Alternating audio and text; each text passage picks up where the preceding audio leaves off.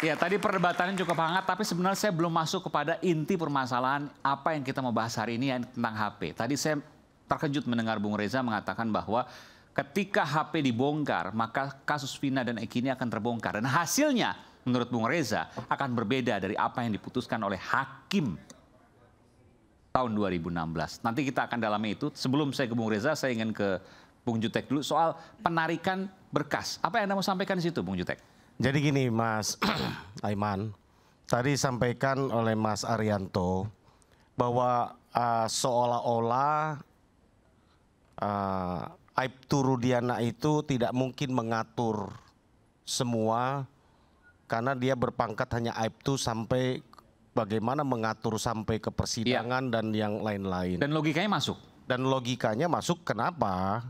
Kami mempertanyakan ya dari awal saja para saksi yang sekarang kami hadirkan ya semua mengarahkan itu yang sekarang kami lagi uji lewat laporan kami ya kan. Dede mengaku bahwa itu diarahkan oleh Rudiana.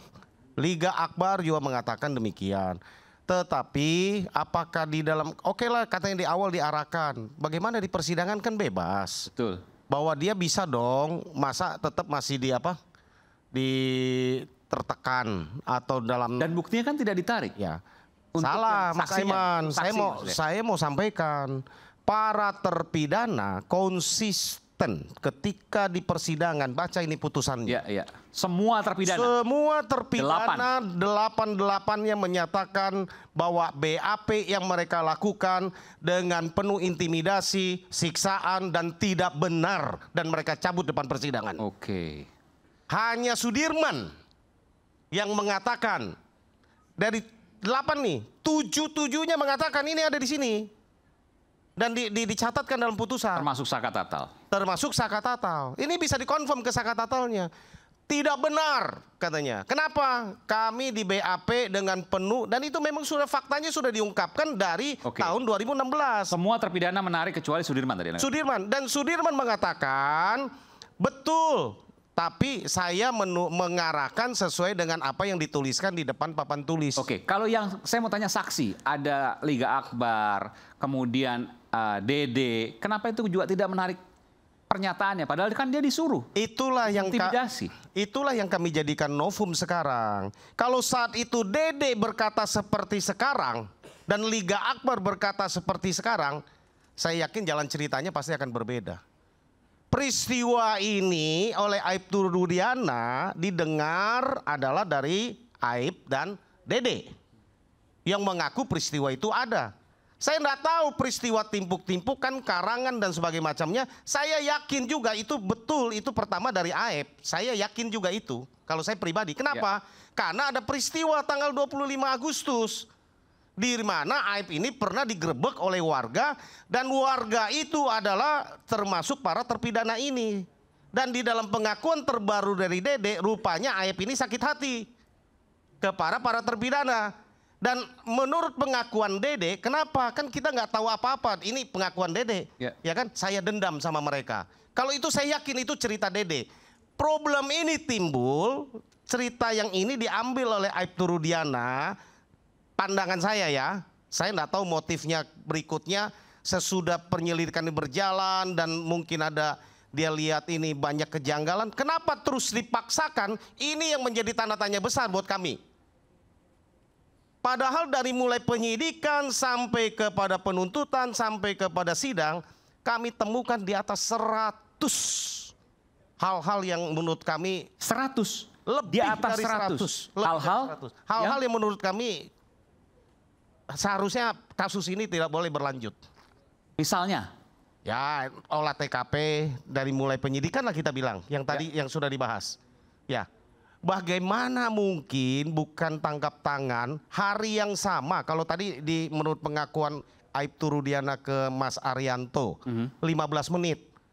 2 jam aja saya tantang. Kenapa? Kalau menurut BAP kan dia menangkap dari pukul 16. 18.30 dia sudah membuat LP ke Polres. Artinya 2,5 jam. Itu aja saya ragu. Kenapa? Nggak mungkin, apalagi 15 menit. Bayangkan Mas Aiman, 15 menit dia bisa tahu di LP-nya itu di pukul 18.30, 11 nama, alamatnya di mana, kronologisnya gimana, dan apa semua dia bisa lengkap. Ini salah satu bukti baru novum yang akan diajukan. Oh enggak, itu sudah ada di apa namanya, di berkas. Itu LP-nya Rudiana. Jadi nggak mungkin kalau hanya 15 menit. Dan nggak mungkin 15 menit itu dengan sendirinya para terpidana itu mengaku. Nah, ini kan logika yang nggak masuk akal menurut Anda kan? Betul. Ini kan bisa jadi bukti baru. Iya, itulah yang kita bilang keanehan-keanehan tadi kan gitu kan. Kejanggalan. Lalu berdasarkan LP itu baru diterbitkan sprindik. Iya. Penyelidikan. Lalu bersamaan dikeluarkan surat penangkapan, baru naik lidik. Kan gitu kan? Naik sidik. Ya, lalu lanjut terus baru tanggal 3 itu dilimpahkan ke Polda. Diawali dari proses yang sangat janggal. Hulunya ini. Itu kalau kita cerita baru tentang proses. Ya. Belum cerita tentang TKP. Saya tadi membahas sedikit tentang Pak Susno. Saya kebetulan paham sedikit tentang di kepolisian, ya. Bagaimana mungkin hasil olah TKP itu saya tahu itu pasti detail. Arahnya dari mana, kecepatannya berapa, dan gambar itu pasti jelas sketsanya, dan diolah sekeliling ada apa, penyebabnya apa, sesuai tidak dengan hasil pelihatan visum dari rumah sakit Gunung Jati itu, ya. Saya yakin bahwa itu pasti detail, ya kan? Nggak mungkin mereka akan berani menyampaikan bahwa itu kecelakaan tunggal kalau mereka menemukan banyak kejanggalan-kejanggalan yang dituduhkan. Contoh ya Mas ya, di dalam visum tidak pernah ada luka tusuk. Ya. Ya, tetapi di dalam dakwaan, di dalam putusan itu ada luka tusuk. Di mana ditusuknya? Ini apa alatnya? Apa alatnya? Alat buktinya nih yang mengarahkan bahwa klien kami ini pelakunya. Dan tidak pernah ada alat. Selain kesaksian tajam berarti ya. Dan Dede, Mas Aiman, selain kesaksian Aib dan Dede, saya katakan tidak ada alat bukti kecuali visum yang menerangkan kematian. Jadi kalau di putusan ada luka tusuk, tapi tidak pernah ada senjata tajam menjadikan bukti. Ada dihadirkan itu ada mandau, ya, yang di dalam kronologis kejadian dikatakan ada samurai panjang, ada samurai pendek, lalu ada bambu. Ya kan? Tapi di persidangan itu dihadirkan itu barang buktinya mandau. Mandaunya pun tidak ada DNA, tidak ada berkas darah. Kan gitu. Itu banyak hal lah kita ceritakan, ya kita ceritakan mulai dari TKP yang tadi katakan 3 lokasi dan jadi kami pastikan ratusan, di atas 100 ya. Di atas 100 kejanggalan-kejanggalan yang kita patut pertanyakan.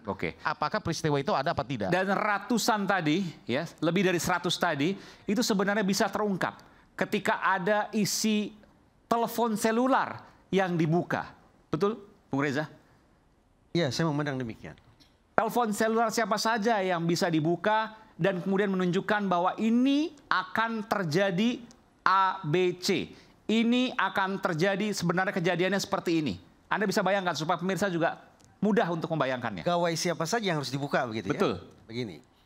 Polda Jabar suatu ketika pernah mengatakan bahwa Peggy Setiawan adalah orang yang mengotaki pembunuhan berencana ini. Ya. Itu Polda Jabar.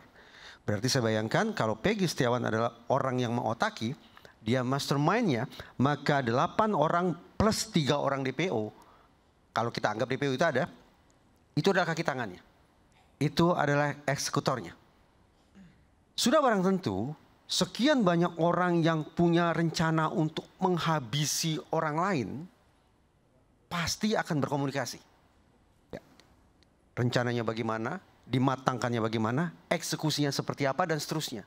Itu akan tergambar seandainya Mabes Polri mencari, menemukan, lalu membuka komunikasi elektronik para tersangka. Yang sekarang notabene sudah pembunuhan menjadi terpidana. berencana pasti ada perencanaan. Kan? Pasti ada perencanaan dan niscaya ada komunikasi yang mereka lakukan satu sama lain. Lewat HP? Lewat handphone itu.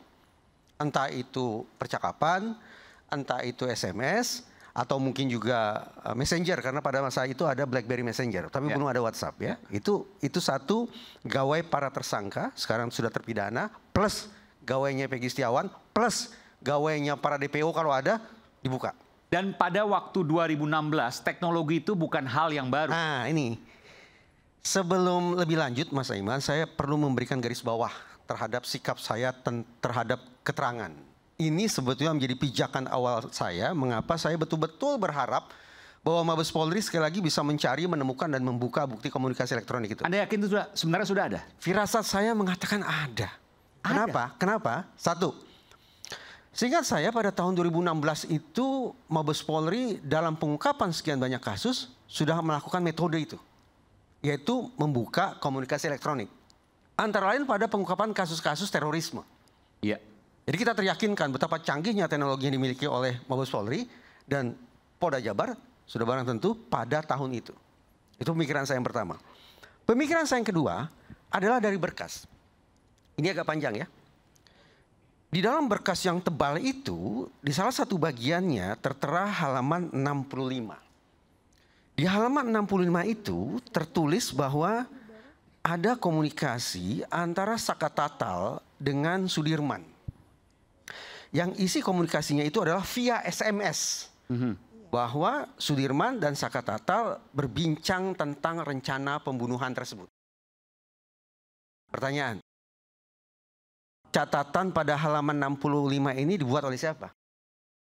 Didapat dari mana? Dibuat siapa? Dibuat penyidik. Didapat dari mana? Kalau kita mau betul-betul mengandalkan bukti saintifik, maka isi halaman 65 tentang SMS yang konon dilakukan antara Sudirman dengan Saka Tatal itu harus bersumber dari bukti komunikasi elektronik yang dibuka oleh penyidik.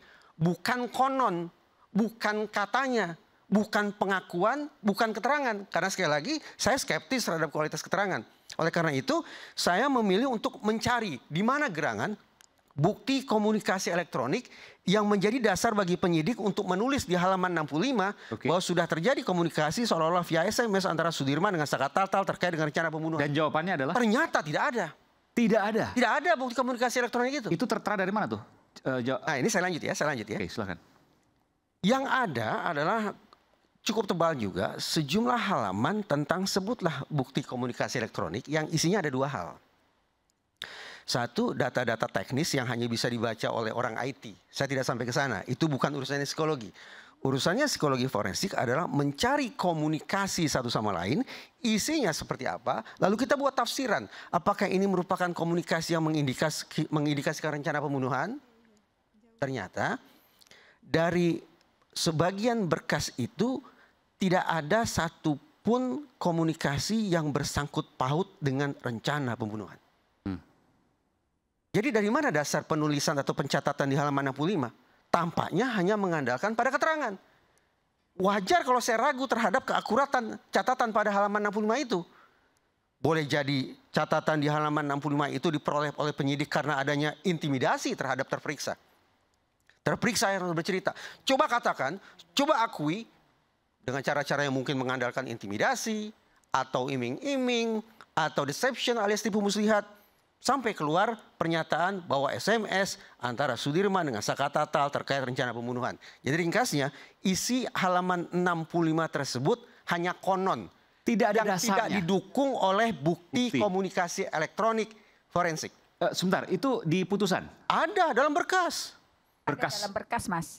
Jadi BAP. dalam berkas itu, ya dalam berkas yang kita dapat dari pengadilan, percakapannya itu ternyata percakapan pacar antara terpidana dengan pacarnya. Dan disebutkan lewat SMS? Di dalam bukti transkrip percakapannya ada, cuma lagi apa sayang, sholat dulu ya. Cuma itu percakapannya. Itu yang saya katakan tidak tapi ada. tidak pernah dibuka, itu dari SMS, tapi dari SMS mana dan lain sebagainya, buktinya apa tidak pernah dibuka? Di bukti komunikasi elektronik yang ada di dalam berkas itu, ternyata bukan komunikasi elektronik seluruh tersangka. Jadi hanya sebagian kecil saja. Dan yang sebagian kecil itu pun sama sekali tidak ada urusannya dengan rencana pembunuhan. Apa kecurigaan Anda? Jangan mana-mana dulu, nanti kita akan segera kembali, tetaplah bersama kami di Rakyat Bersuara.